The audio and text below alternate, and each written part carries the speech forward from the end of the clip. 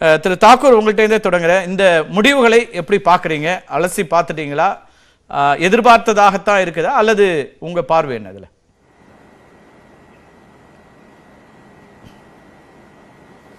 வணக்கம். இந்த தேர்தல் என்பது மிக முக்கியமான தேர்தலாக மாறி இருக்கிறது. இந்த தேர்தலில் இந்த முடிவுகள் என்பது மிக வித்தியாசமான முடிவுகளாக காட்டலாம். ஆனால் மக்கள் மிக தெளிவாக வாக்களித்திருக்கிறார்கள்.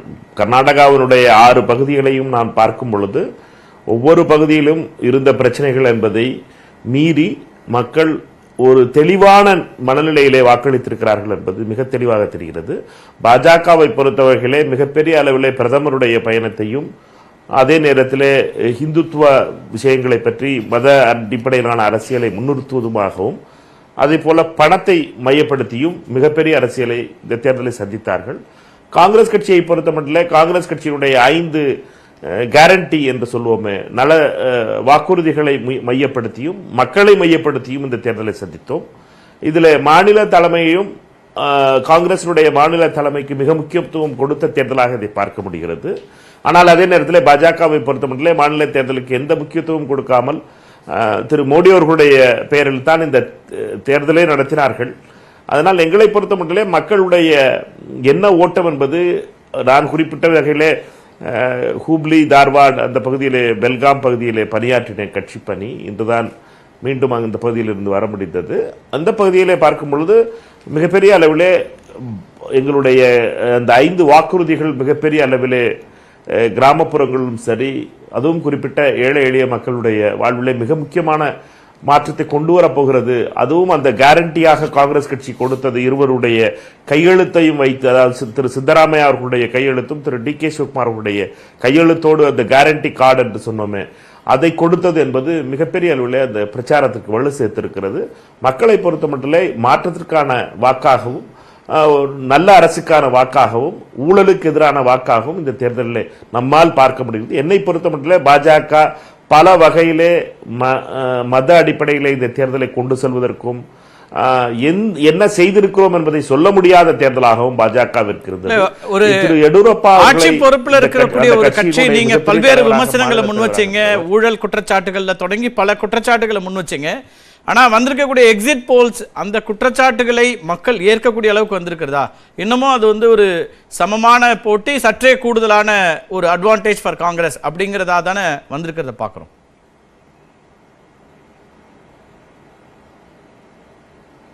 தமிழகத்தை போல கர்நாடகத்தை நாம் ஆராயும் பொழுது தமிழகத்தை போல எதிர்கட்சிக்கு 4 இடங்களோ மொத்த ஆளுங்கட்சிக்கு 220 இடங்களையோ கொடுக்கின்ற மாநிலம் கிடையாது கர்நாடகம். கர்நாடகம் என்பது பல மாநிலங்களில் இருந்து பல கலாச்சாரங்களை ஒன்றிணைத்து ஒரே மாநிலமாக மாற்றப்பட்டது. அது மும்பை பிரசிடென்சியில் ஆரம்பித்து நிசாமுடைய பகுதியில் இருந்து மெட்ராஸ் பிரசிடென்சியில் இருந்து இப்படி பல வகையிலே அது ஒரு கலவையாக இருக்கிறது. அதனால் மக்களுடைய சிந்தனை என்பதும் மக்களுடைய பார்வை என்பதும் பிரச்சனைகளை பற்றிய பார்வை என்பது மிக வித்தியாசமாக இருக்கிறது. கட்சிகள் என்பது எந்த கட்சியுமே 50 இடங்களுக்கு குறைந்து வராது. 2 கட்சிகளும் ஜனதாதளம் இருக்கும் பொழுதும் சரி, காங்கிரஸ் கட்சி இருக்கும் பொழுதும் சரி, பிஜேபி இருக்கும் பொழுதும் சரி, காங்கிரஸ் கட்சி இருக்கும் பொழுது எதிர்கட்சிகள் என்பது 50-60 இடங்களுக்கு குறைந்து வராத ஒரு தேர்தலாகத்தான் எப்பொழுதுமே 80 இடங்களிலே எங்களால் வெற்றி பெற முடியும். பாஜக பகுதி வாரியாக யாருக்கு எங்கே செல்வாக்கு வந்திருக்கிறதுங்கிறதையும் நம்ம பார்க்கலாம். அடுத்த சுற்றுலா நான் உங்கள்கிட்ட பேசுறேன். நீங்க சொல்லக்கூடிய அந்த பல்வேறு கலாச்சாரங்களை கொண்ட மக்கள் இருக்கக்கூடிய இடம் அப்படின்ற இடமே கூட இன்னும் முன்னாடி பெரும்பான்மை பெற்ற தேர்தல்களும் இருக்கு, 5 ஆண்டுகள் நீடித்த தேர்தல்களும் இருக்கு. இப்போ அந்த ட்ரெண்ட் மாறிடுச்சா? அதை ஜேடிஎஸ் அப்படி ஒரு ட்ரெண்டை மாற்றிருக்காங்கிறது நம்ம பேசலாம். இணைப்பில் இருங்க. நான் ஸ்மிருதி அவர்களுடைய கருத்தை கேட்குறேன். இப்போ வந்திருக்கக்கூடிய முடிவுகளை எப்படி பார்க்குறீங்க? எக்ஸிட் போல்ஸ் இது எதிர்பார்த்த அளவுக்கு இருக்கா, இல்லை நாங்கள் ஒப்பீனியன் போல்ஸில் ரொம்ப பின்தங்கி இருந்தோம், அதை விட இப்போ அட்வான்டேஜ் பொசிஷனுக்கு வந்திருக்கோம் அப்படின்னு பார்க்குறீங்களா? இது பாருங்க, நம்ம எந்த போல கூட ஒரு போலா மட்டும் தான் பார்ப்போம். இது ஃபைனல் நம்பர்ஸ் கிடையாது. உங்களுக்கு ஃபைனல் நம்பர் 13 தான் எங்களுக்கு தெரியும். இத நீங்க பாத்தீங்கன்னா 2014ல கூட எந்த எக்ஸிட் போலாலயும் இல்ல எந்த ஒப்பீனியன் போலாலயும் பிஜேபிக்கு அவ்வளோ அதிகமா சீட்ஸ் வரும்னு சொல்லி சொல்ல முடியல. அதே நம்ம கர்நாடகால 2018ல கூட பார்த்தோம், திருப்பி லோக்சபா எலெக்ஷன் 2019ல கூட பார்த்தோம். இப்போ நம்ம இந்த இந்தியால இருக்கிற மெத்தடாலஜி இருக்கு எங்களுக்கு இந்த எக்ஸிட் போல் அப்புறம் ஒப்பீனியன் போல் பண்றதுக்கு. எங்களுக்கு நிறையவே வேரியபிள்ஸ் இருக்கு, காஸ்ட் வேரியபிள்ஸ் இருக்கு, லாங்குவேஜ் வேரியபிள்ஸ் இருக்கு, டெமோகிராஃபி வேரியபிள்ஸ் இருக்கு. அதனாலே ஒரு கான்கிரீட்டா இருக்கிற ஒரு மெத்தடாலஜி எங்களுக்கு இன்னுமே கிடைக்கல. அதனாலேயே நீங்க பாப்பீங்க எவ்வளவு வேரியேஷன் கொடுத்திருக்காங்க. Almost 20 seats plus or minus கொடுத்திருக்காங்க. இது அக்யூரேட்டே இல்ல. ஏன்னா அந்த ஒப்பீனியன் போல் அப்புறம் அந்த எக்ஸிட் போல் பண்ணவங்க அவங்களுக்கு கான்பிடன்ஸ் இருந்ததுன்னா 5 to 6 seats plus or minus கொடுக்கறதுல ஒரு ரீசனபிளா இருக்கு. ஆனா நீங்க இந்த மாதிரி 20 சீடு 30 சீடு நீங்க மார்ஜின் ஆஃப் எரர் கொடுத்தா it doesn't make any sense. அதனால நான் வந்து இதை ஒரு ஒப்பீனியன் போல மட்டும் தான் நான் பாக்குறேன், இது ஒரு எக்ஸிட் போல மட்டும் தான் பாக்குறேன். நிஜமான நம்பர்ஸ் எங்களுக்கு 13 தெரியும் அண்ட் எனக்கு ரொம்பவே கான்பிடன்ஸ் இருக்கு. நம்ம ஒரு சம்பூர்ண பகுமத் இருக்கிற ஒரு நம்ம கவர்மெண்ட் ஃபார்ம் பண்ணுவோம் அண்ட் 13th எங்களுக்கு we will definitely cross 120 seats ன்னு சொல்லி எனக்கு சம்பூர்ண கான்ஃபிடன்ஸ். இந்த எக்ஸிட் போல்ஸோ ஒப்பீனியன்ஸ் போல்ஸோ ஃபைனல் நம்பர்ஸ் இல்ல, எல்லாருக்குமே தெரியும். இது வந்து ஒரு இண்டிகேட்டரா இருக்கா அப்படிங்கறத நம்ம பேசுறோம். உங்களோட பாயிண்ட் ஆஃப் வியூல இருந்து நீங்க சொல்றது ரொம்ப சரி. இங்க வந்து காஸ்ட், ரிலிஜன், லாங்குவேஜ் அப்படி நிறைய டிஃபரன்சஸ் இருக்கு. அப்போ வந்து செஃபாலஜிஸ்ட் இதை ரொம்ப சரியா கணிக்க முடியுமான்னு கேள்வி எழுப்புறீங்க. ஒரு அம்சம் வந்திருக்கு இதுல, இடிஜியோடைய அவங்க ரிப்போர்ட்ல அவங்க சொல்றாங்க, பகுதி வாரியா சொல்றாங்க. பாம்பே கர்நாடகா பிஜேபி 21 25 இடங்கள், ஐஎன்சி காங்கிரஸ் 26 29 இடங்கள், அங்கே காங்கிரஸ் கூடுதலா இருக்குன்றாங்க.